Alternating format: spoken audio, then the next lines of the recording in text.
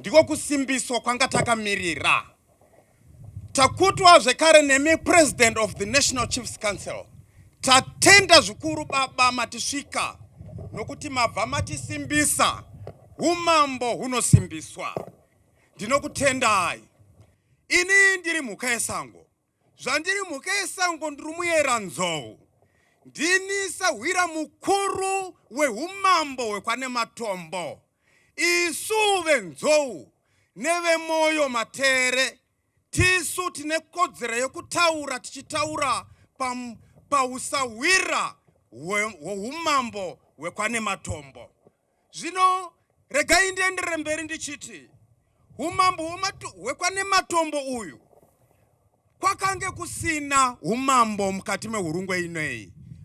Humambo kubva muhurungwe mose kunosvika kumuganhu nemakonde. Asi humambo wakazouya kare kare ukazowedzera madzimambo akavapo. Kwakatanga nehoreka, kukatevera dokotoko, kukauya gondongara, kusvika nguva yakazouya varungu. Nevamwe vazhinji vakapinda paumambo ipapo. Asi nguva yakauya varungu vachiuya nesimbi dzoumambo, kwakatanga kuvapo anonzi Kaute mugore ra1916. Ndiye akapfekedzwa mwedzi nesimbi youmambo. Kukazotevera Magunje akauya zvekare makore akatevera iwawo kubva kuna 1919 kuenda pana 27. Iye Magunje ndiye akazoita kuti pave neCharles Clark Secondary School. Ndiye akatambira varungu vechechi vanova ivo veSalvation Army. Kubva kwaMagunje kwakauya Masarakufa. Kuchibva Masarakufa kwakauya Mujoma. Mujoma kukatevera Hondoma, Kachepe, Kapere, Honye, kusvika pana Karengesha. Karengesha zvino ndiye azosira wataunganira nhasi pano, iye Beni Chipanda Matimba. Humambo kwane matombo hunogagwa kuburikidza nemhondoro. Unogadzwa nemhondoro. Mhondoro inogadza humambo, inopupura humambo kwane matombo, ndiyo vanonzi Sekuru Chitewe kana kuti Nyanewe. Kahle nhloniphe inje singayo lapha ekababa unematombo. Ndichingodawo ndichidawo ku respectawo imba ikwana nematombo. Ngihloniphe guest of honor wethu mama uProvincial Affairs Minister umama uChombo. Ndichidawo futhi ku respectawo my Chombo. Ngihloniphe izinduna eziku Senate. Ndichidawo futhi ku respectawo madzimambo ari mu Senate. Ngihloniphe njalo lezi nduna eziku Council. Ndichidawo futhi ku respectawo madzimambo ari mu Council. Ngingawukhohlwa uDeputy President wethu baba uCharumira ongekho lapha namhlanje. Ndichidawo futhi ku respectawo Deputy President wethu basipho nasi pano. Lezinye izinduna ezingazikhona phakathi kwethu ezayona le district kumbe ezivela ngaphandle kwalendawo. Nemawo ma chiefs anogarawo paduze nenharaunda ino.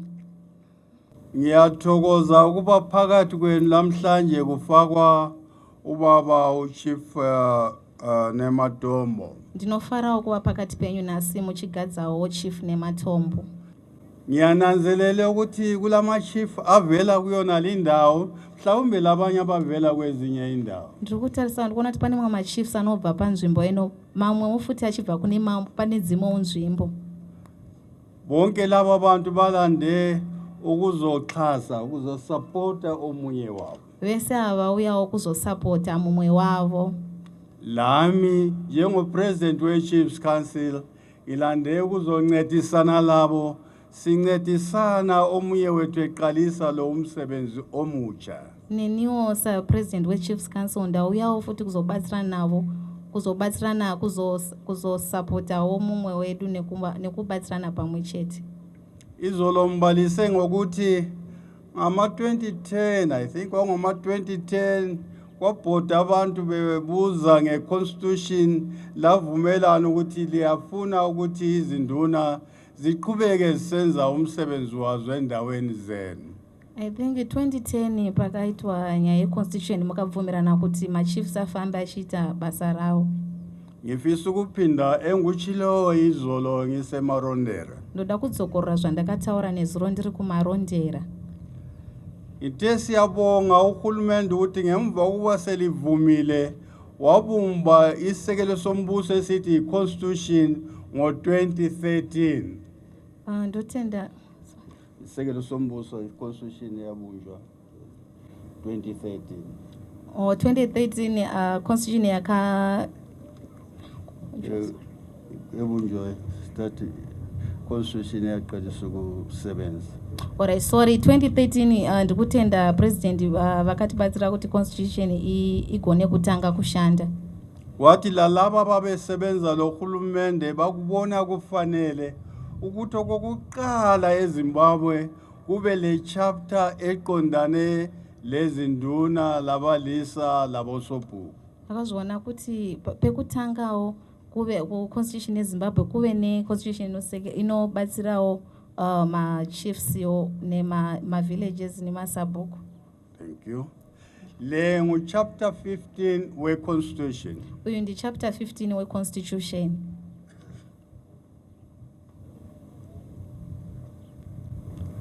Ngitsho ngani ukuthi iyanceda i-constitution? Sendichidaro kuti yakabatsira constitution.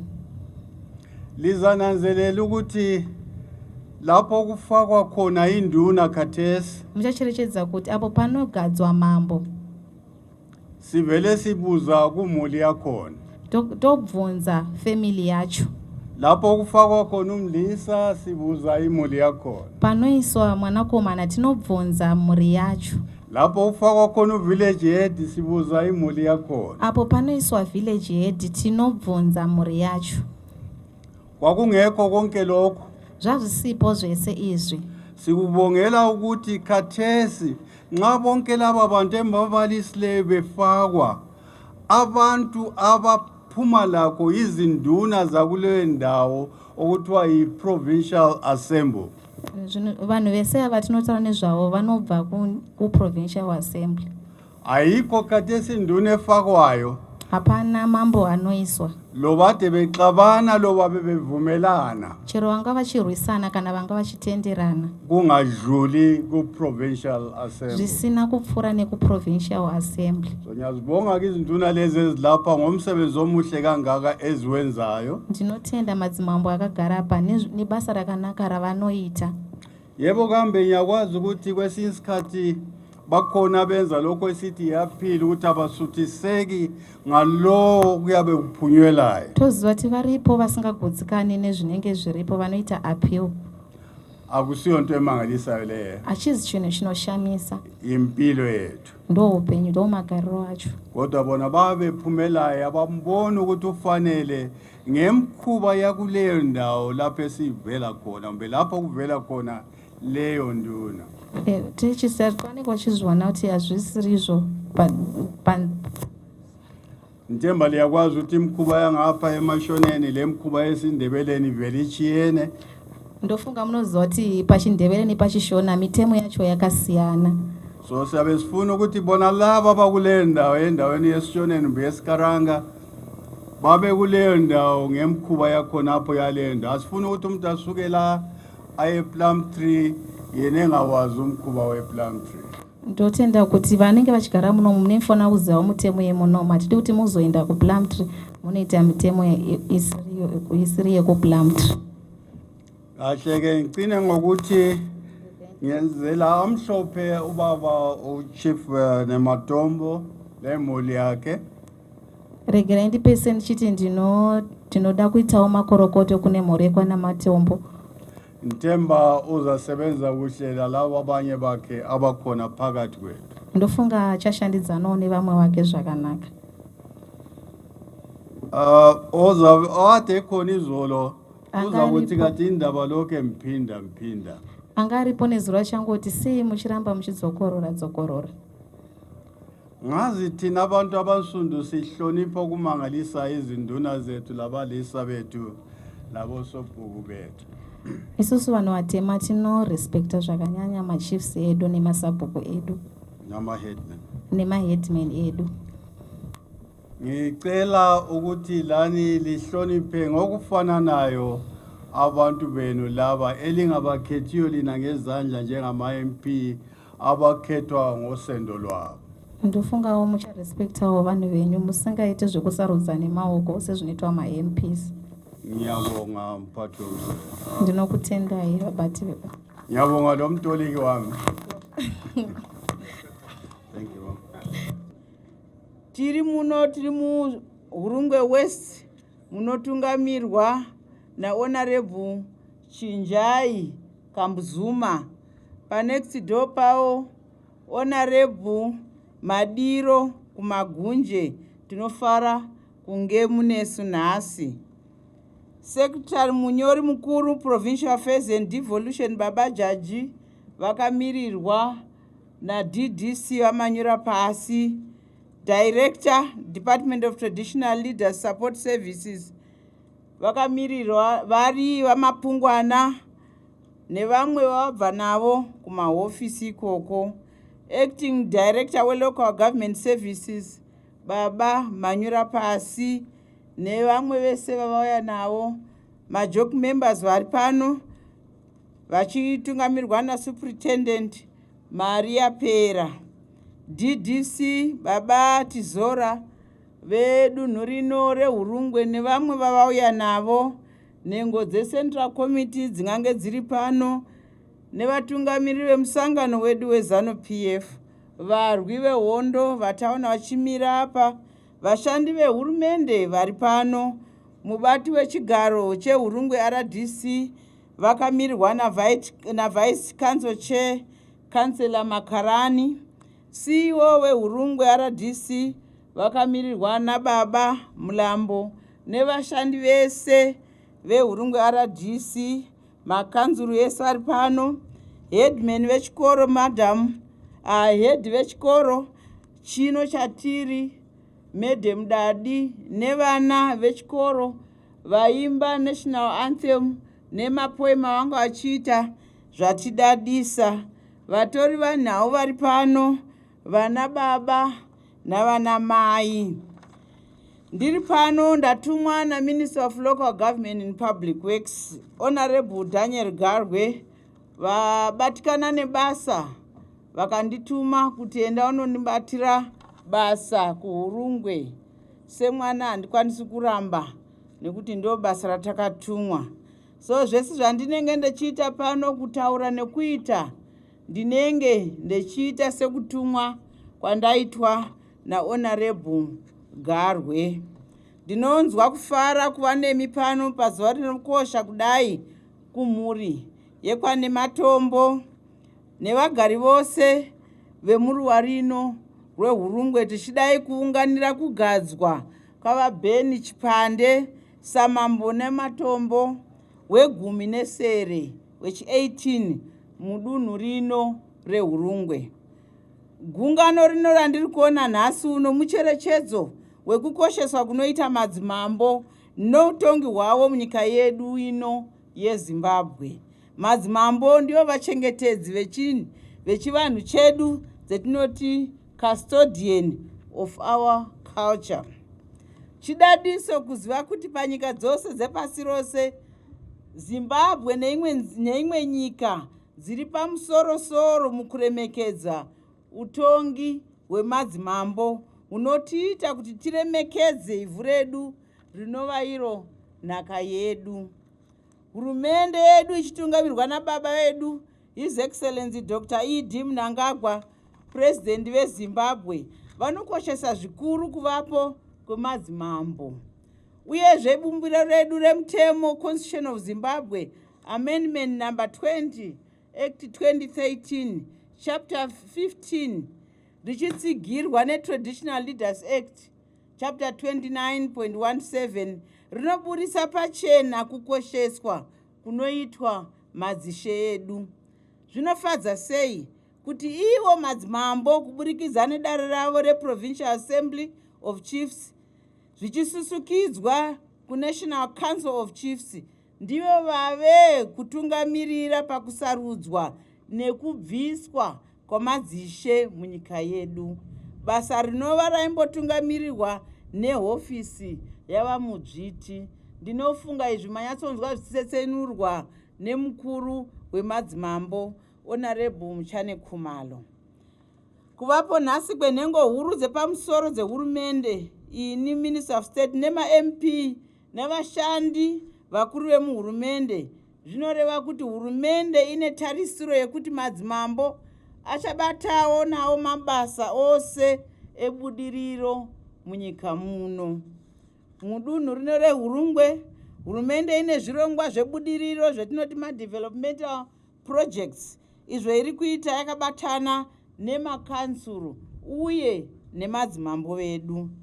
Tine chirongwa chitsva chokufambisira mberi budiriro munharaunda kana kuti kumatunhu chedevolution, icho chakaparwa nababa vedu vaED Mnangagwa, chekuona kuti nzvimbo imwe neimwe haifaniri kusara panyaya dzebudiriro, kana ani zvake munhu haafanirwi kusara, yetinoti leave no one and no place behind.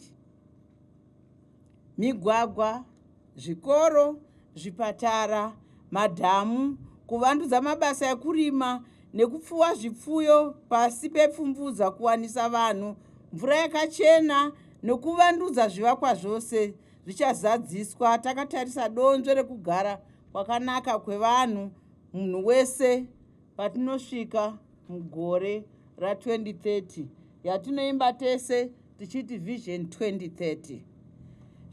Zvimwe zvirongwa zvinosanganisira kuiswa kwemagetsi mumamisha, kusanganisira vemadzimambo edu. Ndinoimba kuti madzimambo edu mazhinji vakaisirwa magetsi. Zvikoro, kumaklinika, kumabhizimusi senda kwedu zvava mugwara izvo muri kuona zviri kutoitika. Zvikuru nzvimbo yeKariba, madzimambo edu takakwanisa kuvaisira magetsi nemvura. Muzvikoro zvedu vana vedu vokwanisa kudzidza vachishandisa masaisai nemichina yemashoko yemazvi echizvino-zvino.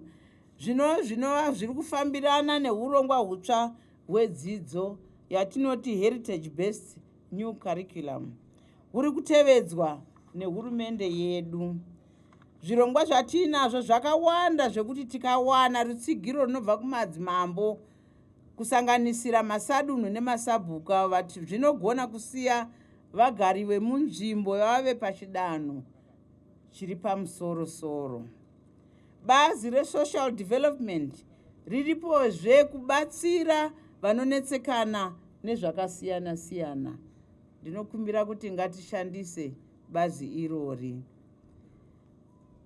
Vehutano vari kushanda zvakaomarara kurwisana nezvirwere zvakaita segomarara rechibereko itinoti cervical cancer, denda reHIV neAIDS uye nekolera.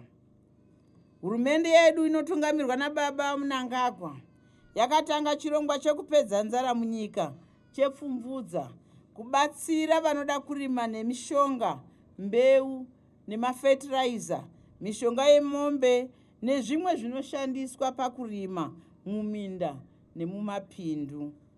Zvese izvi kuti zvibudirire zvinoda runyararo. Zvoda kuti tishande nesimba, zvoda kuti kutsigirane, zvoda kuti tibatane pakati pehurumende iri kutonga nema-MP vedu iye zvinotinavo pano Honorable Chinjai naHonorable Madiro ayo emaconstituency iwayo, makanzuru edu mawana vakamirirwa pano, madzimambo enzvimbo ino. Madzimambo anobatsiridza kutsigira chirongwa chehurumende chekuderedza dambudziko rekutorwa kwezvinodhaka. Tiri kuchema nyika pasi rose nekuti vana vedu vaparara.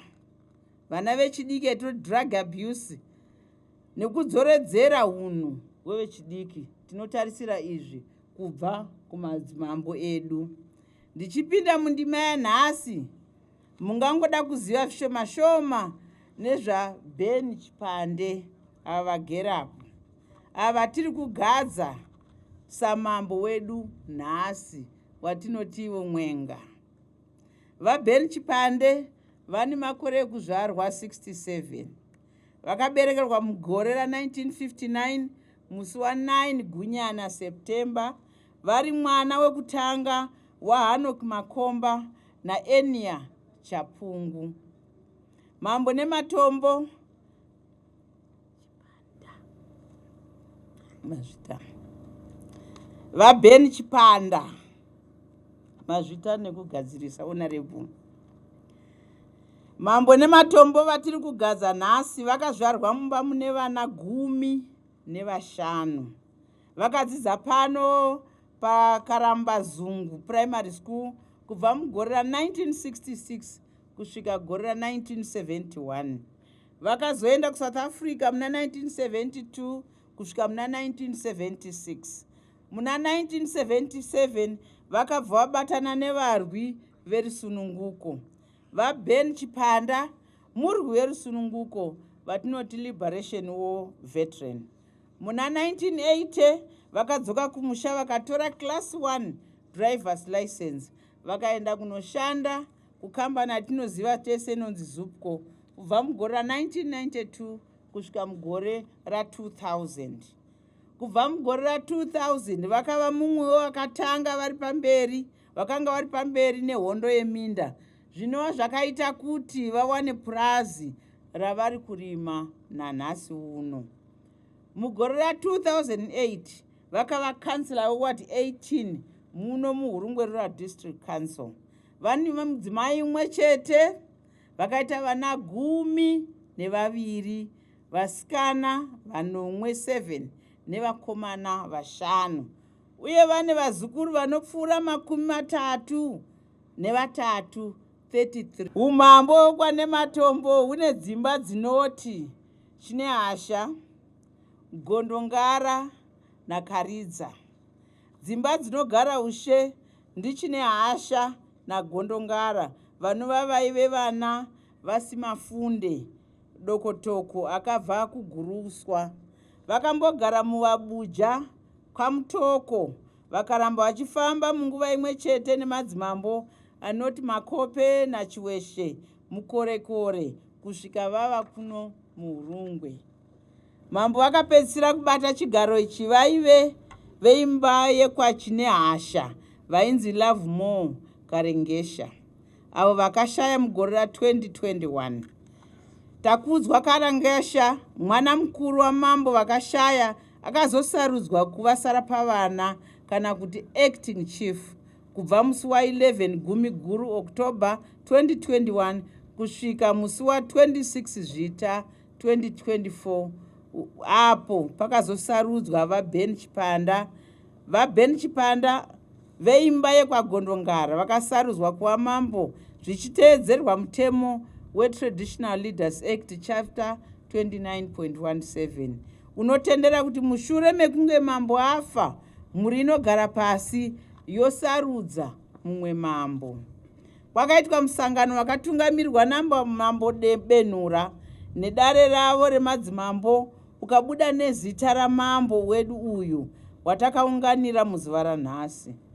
Mutungamiri wenyika Comrade E.D. Mnangagwa vakagadza Mambo Chipanda musi wa26 Zvita December 2024 kuva mambo nematombo weChigumnesere namba 18 panhoroondo yeushe hwavo. Izvi zvakaitwa kuchitevedzwa bumbiro redu remutemo Constitution of Zimbabwe Amendment number 20 Act 2013 Chapter 15 Section 283 pamwe chete neTradtional Leaders Act Chapter 29.17 Section 3. Tinonzwisisa chose kuti pose panotsvagwa mambo panobuda makakatanwa nekugunun'una, asi zvinofanirwa kupera nekutaurirana mumhuri yenyu moga. Umambo haugadzwe mumahofisi kana nematare edzimhosva. Umambo hauvhoterwi. Ndinofunga ndopadzokorora. Umambo haugadzwe mumahofisi kana mumatare edzimhosva. Umambo hauvhoterwi. Patasvika nhasi uno, yava nguva yekuti sevana vemhuri imwe motsigira iyeyu akasarudzwa samambo, iye Beni Chipanda. Vamwe tomirirawo chijana chedu. Imiwo vaBeni Chipanda munokumbirwa kuti mubate pamwe chete nevese, kunyange nevamwe vakati zvakaitwa hazvisizvo. Mambo ndewe munhu wese, kutonga hauzi umbimbi ndoga. Samambo munotarisirwa kutsvaga ruzivo kune mamwe madzimambo nevanhu venyu, kwete kurwisana nemadzimambo, nekuti hamusi kukwikwidzana. Ndosaka vese ava vaya kukutai vanokwanisa kunge vari dura nekuti reruzivo, nekuti ivo ndo vakatanga kuona zuva panyaya dzeumambo.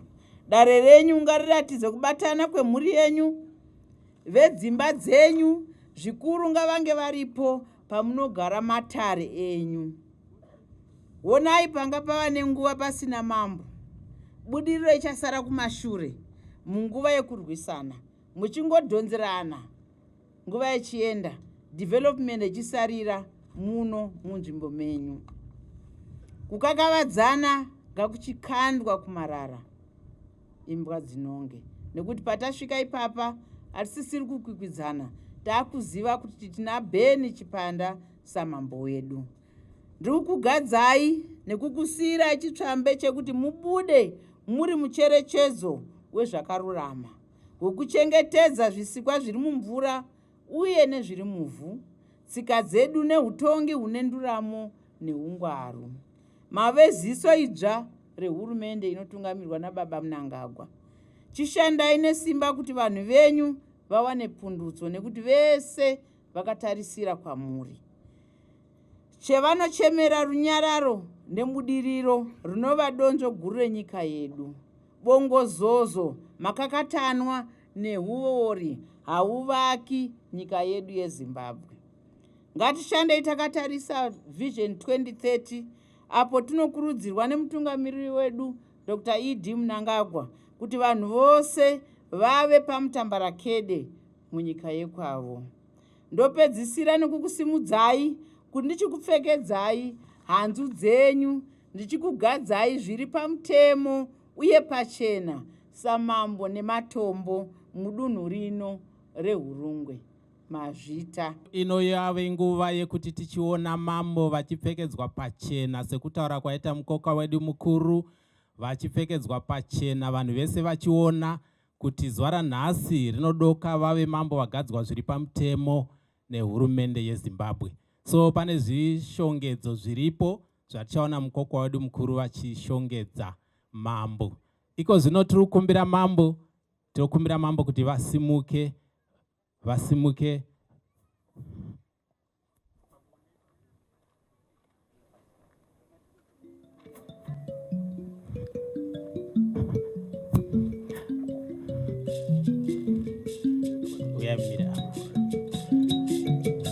mambo mwenga wedu tamushonongora vakupfekedzwa pari zvino. Honorable Minister, tiri kuinvitai. President of the National Council of Chiefs, tiri kuinvitai. Chairperson of the Provincial Assembly, Council of Chiefs members, Honorable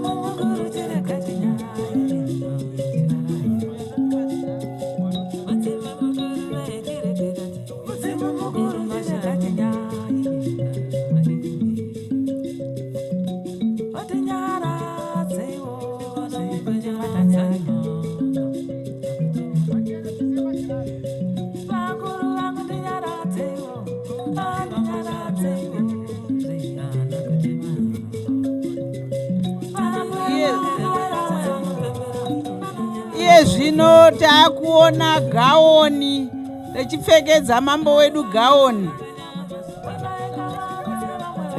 Gauni iri ramuri kuona rine ruvara ruviri, ruvara rwepurple runoreva utongi. Nhasi ndatumwa navagarwe, Honorable Garwe. iye zvino takuona mambo achipfekedzwa tinoti half moon. Right, half moon ndo iya inonzi huze pachishona, inonzi coat of arms kana kuti mufananidzo wesimba rehurumende yeZimbabwe. Unoreva kuti mambo ndeve hurumende yeZimbabwe, vanenge vachishandira hurumende. Simba ravainaro ndere hurumende yeZimbabwe inotungamirirwa naDr. E.D. Mnangagwa, the president of the Republic of Zimbabwe. Ndo zvinoreva half moon, huze takuona vachipfekedzwa, ndiyo yatinoti wachi.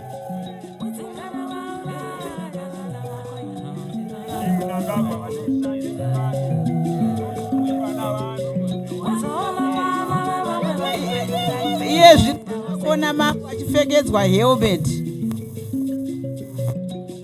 Heti yava kupfekedzwa iyo ine ruvara ruchena, uyezve ichireva runyararo, kugara zvakanaka nyika yedu, ichiratidzazve simba kana kuti ubaba, traditional authority, kureva kuti ndibaba vemhuri yehurungwe, ndibaba vemhuri vevanhu vese vavanotungamirira. Havachabvumirwi kuonekwa nhongonya yavo kana vangopfeka heti. Pese pavanofamba hapana achabvumirwa kuona nhongonya yavo.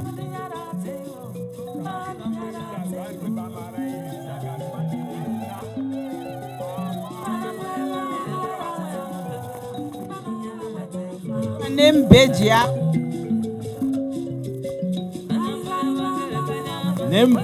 chikwangwani chavari kuisirwa chinoratidza zita, chinoreva kuti ndimambo ani. Pese pavanenge vachifamba vanenge vachionekwa kuti ndimambo nematombo, ndosaka ichinzi name badge, kureva kuti identification, chiratidzo chekuti ndimambo ani chinenge chine zita rehumambo. Pese pamavaona vachifamba kana pai munoziva kuti ndimambo. Havafaniri kufamba vasina ichocho, nekuti vanozodhererwa nevana vachifunga kuti munhuwo asiri mambo. Anongogunzva mambo vakapfeka ichi apara mhosva.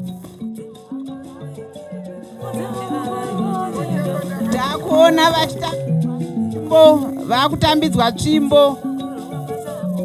Tsvimbo yavari kutambidzwa inoreva kuti traditional authority pachivanhu. Mambo vanoonekwa netsvimbo inoratidza simba ravo baba rehumambo munharaunda mavagere, inoratidza ruremekedzo.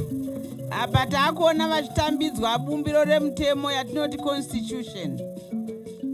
Pakutonga kwavo madzimambo vane magwaro emitemo anovatungamirira pakutonga kwavo. Vanofanira kupota vachinzvera magwaro iwayo kuti vashandise zvinodiwa nemutemo, vasashandise zvavanofunga vega ivo, asi kuti zvakatarwa nehurumende zvinowanikwa muconstitution yeZimbabwe.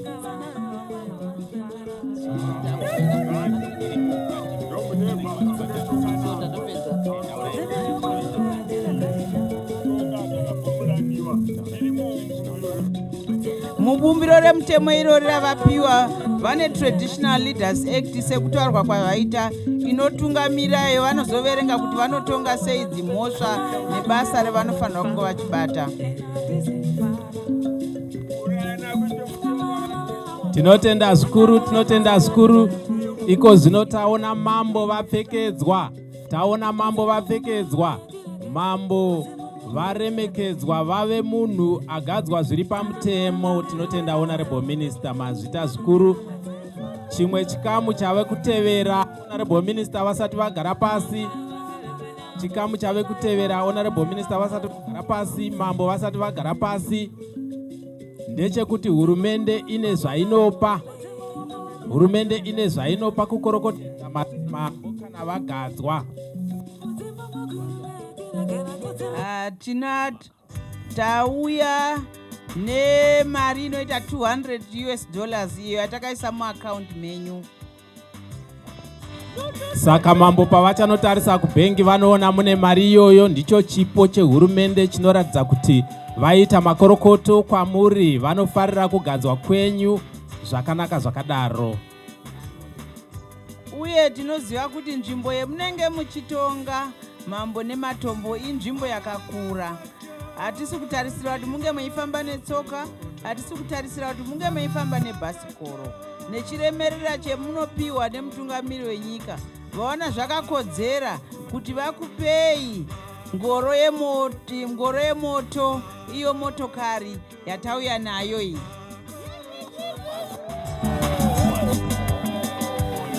Pamusoro pazvo munonzwa kuti hanzi vari kuti havasi kuda kuti musarire kumashure, vari kuti aiwa batanai nemhuri yenyu pari zvino yatinoti nhare mhozha ndoyatauya nayo nhasi. Gari mota nefoni tauya nazvo nhasi kukutambidzai. Saka takuona Honorable Minister vachienda pamotokari kuti vavhure motokari zviri pamutemo vachitambidza kuna mambo. Munoona kugona kwehurumende, kuda hurumende kwainoita madzimambo kuti madzimambo vaite basa ravo zvakanaka zvakasununguka.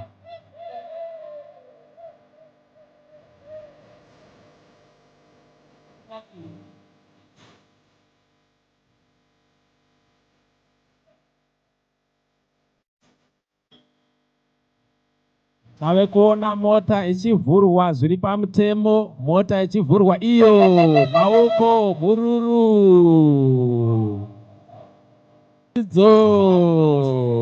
Vhurireni muridzo. Tinotenda zvikuru. Motitendera kuvatungamiriri venyika kuti aiwa madzimambo kufara zvikuru. Madzimambo ngavaonekwe vachitambira motokari yavo. Pindai mukati muridze bhero mambo kuratidza kuti matambwa. Mambo vakuratidza kuti vatambira motikari, vakupinda mukati.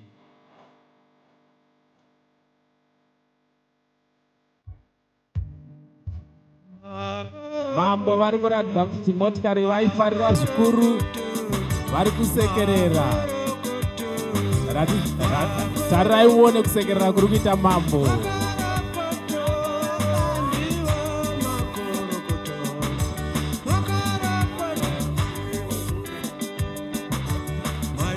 Mambo vari kutenda Honorable Minister kuti magona maita basa zvikuru, vari kufara. Tswanda inoda kuti izare pano nezvipo. Headman vachipa mashoko avo ekuti vachashanda namambo zvakanaka, vanobva vakanda chipo chavo vachibva vagara pasi. Masabhuku vapedza kuombera vachakanda zvipo zvavo vachidzokera kunogara pasi. Saka iye zvino tichanzwa headman vachipa mashoko avo ekuti vachashanda namambo zvakanaka. Ini Chikona Mombe ndinogamuchira shumba nemaoko maviri ndichitenda basa guru raitwa na His Excellent President Emmerson Dabutso Mnangagwa rekupa huze huru kuna shumba nehoreka. Ndichabvisa hwai imwe chete kupemberera mambo wangu. Ndatenda. Kubva 2024 vakamirira kugadzwa zviri pamutemo. Toda kuti munotitendera guest of honor, President of the Chiefs Council kuna President, kuti maita henyu matirangarira sehurungwe, matigadzira mutungamiriri wedu zvakare mukavapa tsoka dzekufambisa, kuti patinosvika 2030 hakuna nzvimbo inofanira kunge yakasaririra. Tinoda kuti munotitendera nemaprojects ese avari kutiitira muno muhurungwe, kuhurungwe West, munotisvisira kuna President kuti aiwa tiri kuzviona. Pano pataurwa nyaya yekuti patauya pabriefing chikoro chine vana vakawanda asi hapana pekudzidzira pakakwana. Saka ndanganditaura na Minister of State, vakanditi iwewe vaka mudhuri, ini ndoisa marata.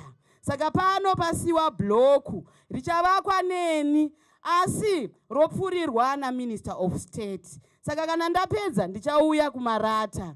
Tinoda kuti tivatende vaita nzeve nhete.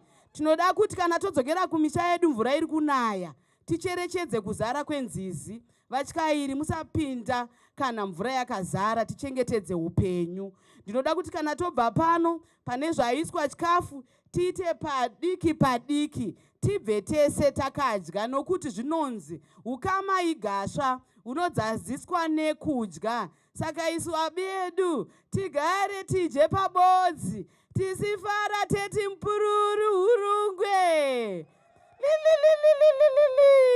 Tatenda. Pazvipo zvataurwa pano, inini ndapa guest of honor mbudzi yavo Sheshe. Ndikanopa zvakare mutumwa uye akamirira guest of honor mbudzi yavo Sheshe. Nokuti ndati handingaremedze mwenga haangapiye vaenzi. Seni semwana ndabva ndaita saizvozvo. Saka tichakusvitsai zvipo zvenyu zviviri munopa vagarwe. Chimwe chacho motora semunhu atumwa netsoka. Taikumbira mbudzi dziya mbiri dzigouya. Sheshe dziya vakapungusvitsai mbudzi yava vagarwe. Traditionally zvinhu izvi zvinotangira kuchivanhu. So kuchivanhu tinogadzana tabva kusarudzwana mudzimba dzedu mafambiro atinoita. Asi usati waenda kuvarungu uku unotanga waendeswa kumhondoro inova ndiye nokugadza umambo hwechivanhu. Ndifunga matariso zvandava ndakapfeka panapa zvinogadza kuchivanhu.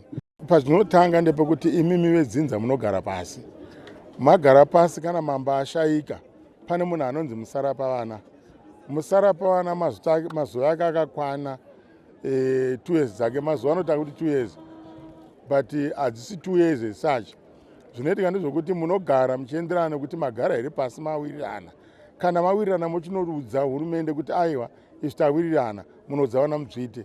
Asi musati maenda ikoko kwese mutanga maenda kumhondoro kunova svikiro guru rinogadza in case nematombo vanogadza munomo mambo kuti azonzi akuzivikanwa kuti waamambo. Imhondoro yedu yemuno inonzi mhondoro huru yedu inonzi Nyanewe. So Nyanewe ndiye anokupa chaanokupa, anotanga akupa chinonzi chikutukutu. Chikutukutu ndofunga idimbi randanga ndakapfeka panapa. Kana wapuwa chikutukutu ndipo unotarisiwa kuti hauna kubata ropa here, hauna zvawakakanganisa here muchivanhu, hauna kumbosungwa here nedzimwe mhosva dzakaipa.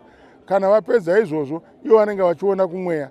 Kana vaona zvinhu izvo zvokuti wakodzera kuti uite mambo, vanozokupa inonzi ndoro. Vakupa ndoro iye ndechinenge chiri raundi panapa cheche.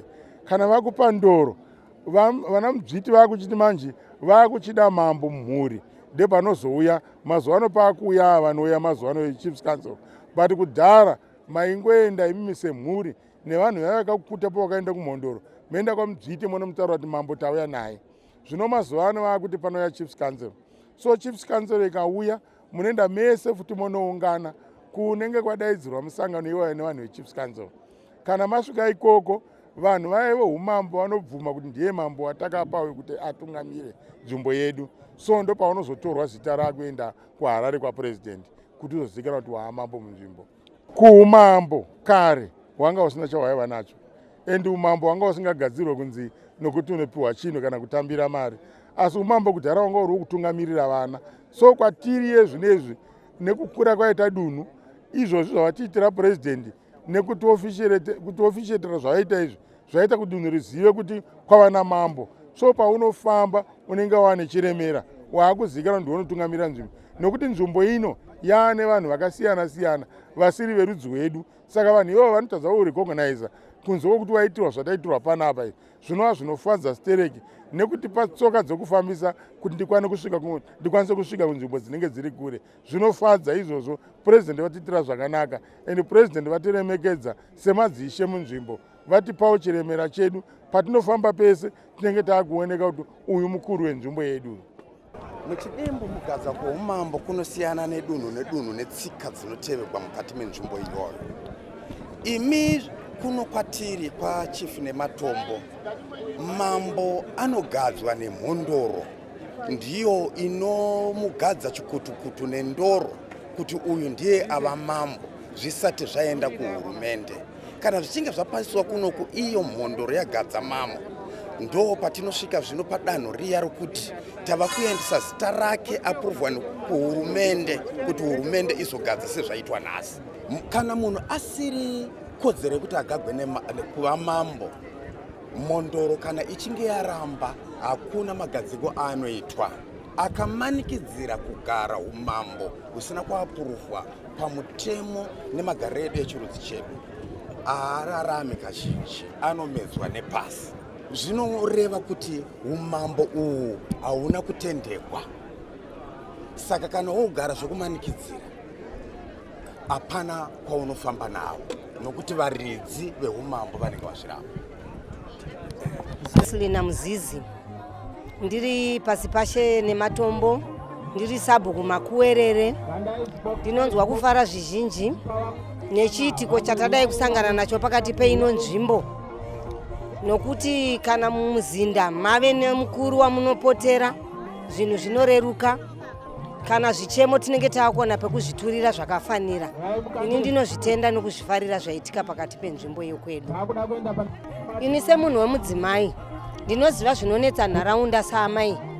Semutakuri wembereko ndinonzwa kugona kusvika padhuze nachief, ndichigona kuvapira matambudziko atinosangana nawo sevatungamiri saamai zvekare munharaunda, ndichivazivisawo kuti vagone kutibatsirawo kana zvichemo zvedu ndinogona kusvika pedyo, ndichigona kunopirawo zvichemo kuti nharaunda ienderere mberi, isimukire pane zviri kutambudza, tigone kubetseredzwa. Ndisina penyai village yaitwa Muzinde village, anza kufara zvikuru ndichishanda nachief vagadzwa nhasi ndaona kuchemera matambudziko anenge achishupa zvakafanana nenzara, mvura yekunwa mabhorani pari zvino kutenwa mvura yemurwizi. Saka ndikapa chemu changu kuna chief sevababa ndinonzwa kufara, vakazifunga chifu changu chocho chondisimudzira kuti ndiwanewo bhorani sezvo ndegara kuna chufa uko ndokwatinogara. Ine ndinonzi Mati Kunze Kutema, ndichitungamirira bhuku rakunze kutema rinova baba vangu. Ndinonzwa kufara chaizvo nechiitiko chaitika ichi semunhu wechidzimai. Tanga tiine dambudziko rekuti kwekuturira hatisina, ende tanga chitarisirwa pasi pasi, asi ndinovimba yezvinopatana nemutungamiriri tavanhu vanotaridzikawo zvakanaka munzvimbo yatiri. Ndinonzi Faith Masengu, ndinotungamirira bhuku raMasengu kuGarereshi. Ndiri kufara nezvaitika, ndiri kufara chose. Tanga tisina kokuturira, asi yezvinaiwa zvatirerukira. Daiwo sevanhu vemasabhuku echikadzi tingopiwo ruremekedzo, tichibatsirwa pane zvinenge zvakatiomera. Ndichange ndichitiwo zvinenge zvandiomera, ndinenge ndichiendawo kuna mambo vachindibatsira.